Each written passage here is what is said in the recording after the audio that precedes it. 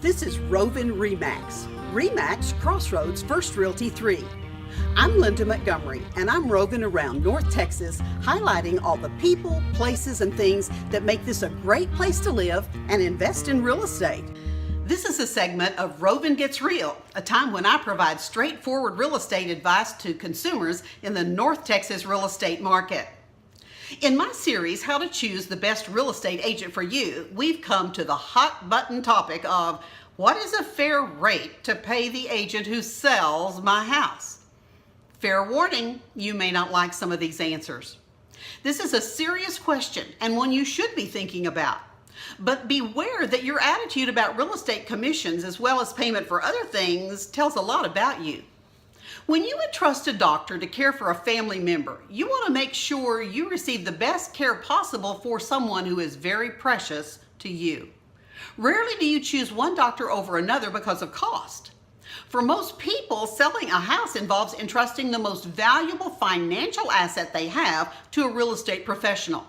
If an agent is not worth a reasonable commission payment, then you shouldn't be using that agent at all. Of all places not to skimp on cost, representation of your most important asset would be it. Real estate commissions are negotiable, but every company has different policies regarding commissions which their agents must follow. Average commissions vary from state to state. Most of the time, the commission is set according to the amount and kind of service a seller needs or wants. Let's assume an agent would charge you X% of commission if your home is typical. Then what would cause an agent to charge you more or less?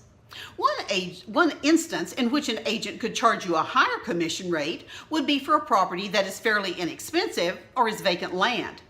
It costs the agent the same amount of money to use all his systems and marketing tools, but he still will be receiving much less for his efforts. Some agents may refuse any listings under a certain dollar amount because it just doesn't make good business sense. If your home is unique in any way which could dictate unusual or special marketing, additional services or actions, or anything which could cost more money to perform for you, then the agent could rightly charge you more in commission. Remember that real estate agents spend money out of their own pockets to market your property and hope to be reimbursed properly when the property sells. In special circumstances, an owner could pay a portion of the marketing costs up front, which would then leave the commission rate the same as a typical transaction. There are some sellers who think they don't need an agent for advice or much of anything except the exposure they provide through MLS.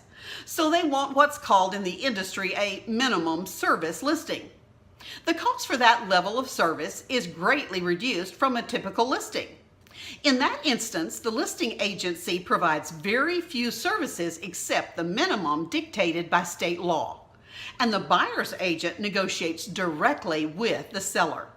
That means that a seller believes he has the market analysis skill to price his home correctly, the staging skills to present it to the public, the time and personal attention it takes to be available 24 hours a day to show his property unconcerned with safety, the contract writing skills that are necessary to secure a legal agreement, the wisdom to choose the best buyer, the negotiating skills to come to an understanding with the buyer, and the process knowledge to get to closing.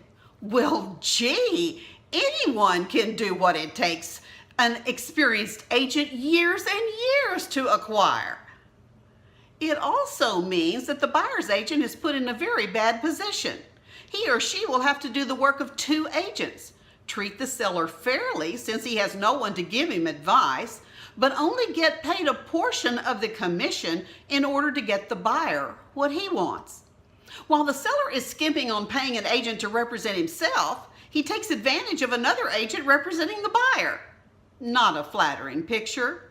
Don't be that person. Here's my straight talk on this.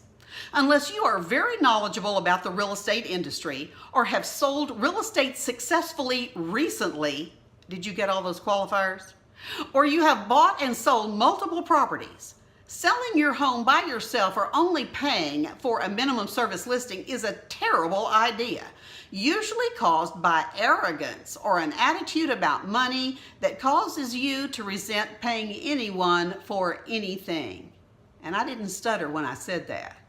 You may never know about the oversight someone else made in the transaction that your agent caught and saved you money, or the entire transaction, or kept you from being sued by the buyer because the agent was a stickler for correct procedure.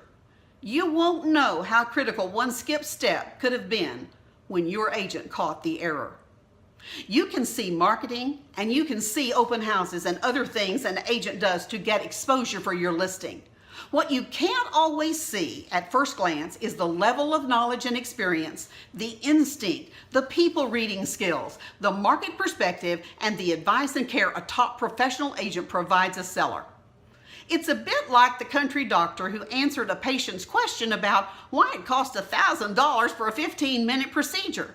The doctor answered that it only cost $100 for the 15-minute operation, but $900 for knowing where to cut. If you want to skimp on cost, watch for sales on eBay and coupons to come in the mail for discounts on clothes and toys. Your home is not a toy. It's your biggest investment. Choose the right agent and pay him or her well. You'll get much more than you pay for.